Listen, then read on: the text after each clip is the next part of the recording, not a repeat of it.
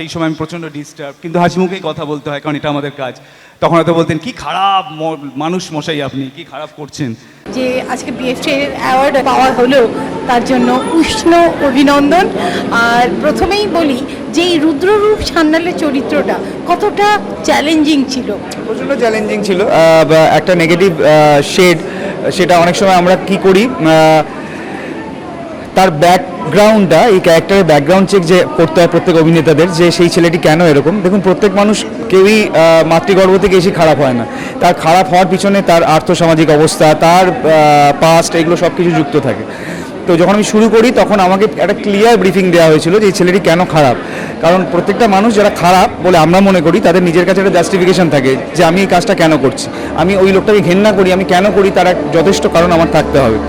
তো সেটা গ্রো করানো এবং প্রত্যেকটা সময় সেটাকে জাস্টিফাই করা, এটা খুব শক্ত কাজ ছিল। তারপরে যত দিন এগিয়েছে, রুদ্ররূপ সান্যালের আরও নানা রকম দিক বেরিয়েছে, সেগুলো আমাকে অনুপ্রাণিত করেছেন, আমাকে অনেক মোটিভেট করেছেন আমার ডিরেক্টর, আমার ইউনিট এবং অবশ্যই রাখিদি, যিনি গল্পটি লেখেন।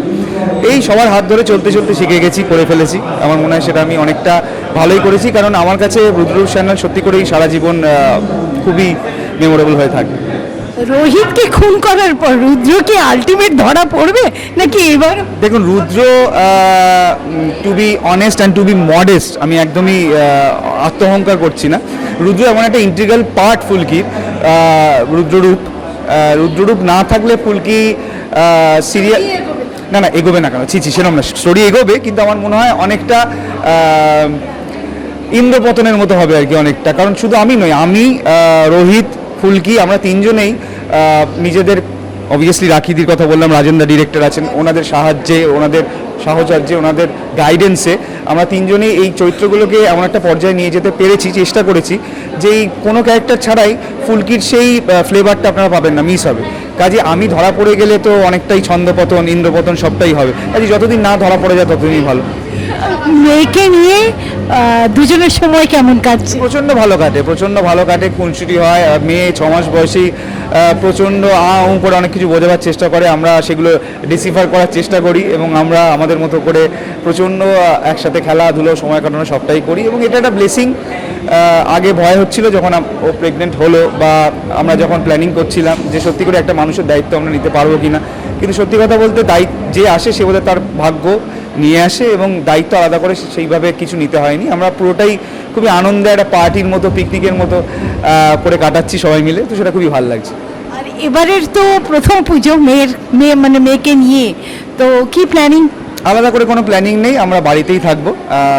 মেয়ে প্রথমবার দেবী দর্শন করবে, নিয়ে যাব। মেয়ের খুবই ছোট, 6 মাস বয়স। আমরা পুজোর সময় সচরাচর কলকাতায় থাকি না, ওই একটা সময় আমরা যারা মেগা সিরিয়াল করি সেই সময় ছুটি পাই, একটা বড় ছুটি, আমরা বাইরে যাই দুজনেই। এবারে হয়তো যাবো না, মেয়ে একটু বড় না হলে, তো ওইখানেই থাকবো, সবাই মিলে আনন্দ করবো পরিবারের সাথে। হাজব্যান্ড এরকম একটা অ্যাওয়ার্ড পেলো, কতটা আপ্লুত, আনন্দিত? খুবই আপ্লুত। আমি যেটাই বলছিলাম যে অভিনয়ের উৎকর্ষতার জন্য যদি কেউ পুরস্কৃত হয় বা সম্মান পায়, সে আমার কালিগ যদি হয় বা কো অ্যাক্টর যদি হয়, সেটা একটা আলাদা আনন্দই দেয়। কারণ কোথাও গিয়ে সেটা আমাদের জয়ের কথাই বলে, আমাদের ভালোবাসার সম্মানের কথা বলে। আর সেই মানুষটা যদি আমার পার্টনার হয়, আমার বেস্ট ফ্রেন্ড হয়, আমার হাজব্যান্ড হয়, সেটা তো অবভিয়াসলি উপরি পাওনা। So I am very proud of him. Sudip খুবই উৎকৃষ্ট অভিনেতা, খুব হার্ডওয়ার্কিং অভিনেতা, খুব অনেস্ট অভিনেতা। যেই এই পুরো বিষয়টাই ওর পারফরমেন্সে আমি দেখতে পাই এবং আমি শিওর অডিয়েন্সরাও দেখতে পাই, এবং যারাই সম্মান দেওয়ার কথা ভেবেছেন তারাও দেখতে পেয়েছেন। মেয়ে আসার পর দুজনের বন্ডিং আরও স্ট্রং হয়েছে আশা করি। হ্যাঁ, স্ট্রং হয়েছে, খুব ঝগড়াও বেড়েছে। আমি প্রথম সব কটা কাজ ঠিক মতো করতে পারতাম না, কারণ ওকে হেল্প করা। তো মা হওয়ার পর বুঝতেই পারছেন পুরো ব্যাপারটাই খুবই শক্ত ছিল ওর জন্য। তো সেই সময় আমার বাবা খুব অসুস্থ ছিলেন, তো আস্তে আস্তে শিখছি ওকে সাহায্য করার। মা হওয়া শিখছি। তো হ্যাঁ, অবভিয়াসলি বন্ডিং বেশি হচ্ছে এবং আমরা চেষ্টা করব আমাদের মেয়েকে একজন ভালো মানুষ তৈরি করার। না, আমাদের মেয়ে করে রাত জাগে না, এটা বললে একদমই বাতুলতা করা হবে না। ও 6 মাস, হ্যাঁ 6 মাস বয়স হলেও ও আমাদের সাথে মোটামুটি 12:30 একটার সময় শোয়ে। রাত্রিবেলা আমরা খেটে খুঁটে যখন ফিরি, তারপরে খাওয়া দাওয়া করে একটু মায়ের সাথে কথা বলে গল্প করে আড্ডা মেরে যখন শুয়ে আমাদের সাথে শোয়ে, টানা ও ওই সকাল 8টা 8:30 অবধি ঘুমোয়। তো আমাদের কোনো সমস্যা হয় না ওকে। সুন্দরভাবে জীবন কাটুক। হ্যাঁ, মেয়ে খুব, মানে মেয়ের নাম কি রাখা হয়েছে? মেয়ের নাম হচ্ছে তিশা, ওর ডাকনাম নিনি। আচ্ছা, খুব ভালো, ভীষণ ভালো থাকে সবাই মিলে। আর অবভিয়াসলি আমাদের সবার তরফ থেকে রইল ওর জন্য ব্লেসিংস। আর ফ্যানেদের জন্য কি বার্তা থাকছে? ফ্যানেদের জন্য এটাই বলবো যে আপনারা শারদিয়া সবাই খুব ভালোভাবে কাটান, প্রচণ্ড আনন্দ করুন, আনন্দে আত্মহারা হয়ে যাবেন না, আনন্দ করুন, খুব মজা করুন, দেবী দর্শন করুন, খাওয়া দাওয়া করুন, নিজের পরিবারকে নিয়ে সুস্থ থাকুন। আর আমরা এইভাবেই আরও নতুনভাবে এন্টারটেইনড হই। Thank you so much. Thank you. বাবারি বাবারি বাবারি, প্লিজ ওয়েলকাম সুদীপ সরকার। সিরিয়ালটা কি আর বলে দিতে হবে? মনে হয় না। क्या बात। Best actor in negative role male in TV serial Sudip Sarkar और फुल्की। In the memory of director Debidas Bhattacharya, Sudip সরকার। সুদীপ, কিছু শুনবো। শুভ সন্ধ্যা সবাইকে। অসংখ্য ধন্যবাদ নোবেস্টা গ্রুপকে, রেড ওয়াইন এন্টারটেনমেন্টকে এই সম্মানের জন্য, এই মর্যাদার জন্য। অসংখ্য ধন্যবাদ অনিন্দদাকে, তনুকাদিকে।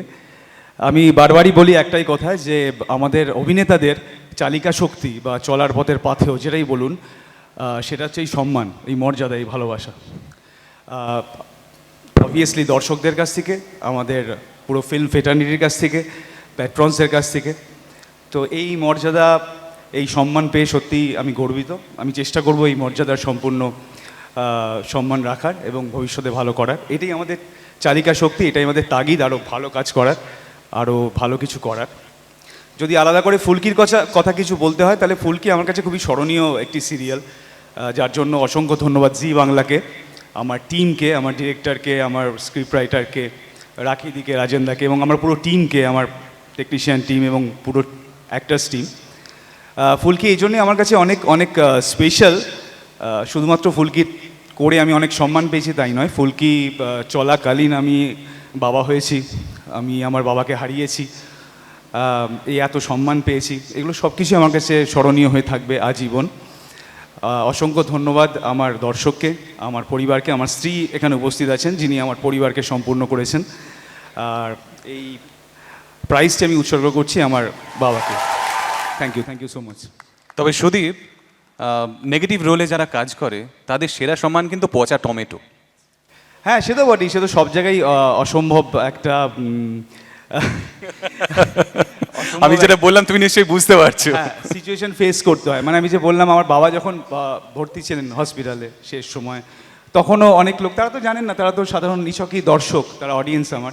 একদম। তারা এসে হয়তো সেই সময় আমি প্রচণ্ড ডিস্টার্ব, কিন্তু হাসি মুখেই কথা বলতে হয়, কারণ এটা আমাদের কাজ।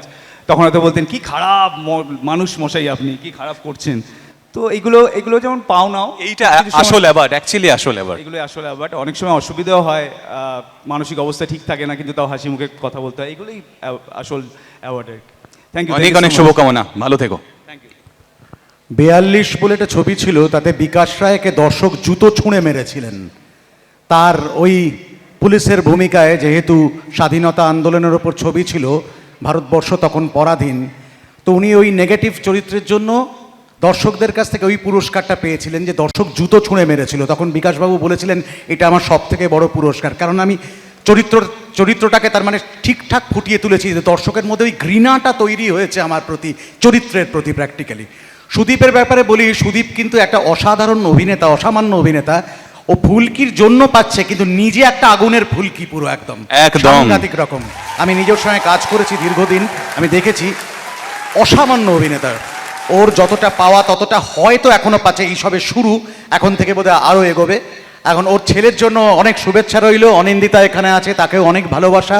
ওদের গোটা পরিবার যেন আরও অনেক দূর এগোতে পারে, খুব সুন্দর করে যেন বাঁচতে পারে ওরা জীবনটাকে।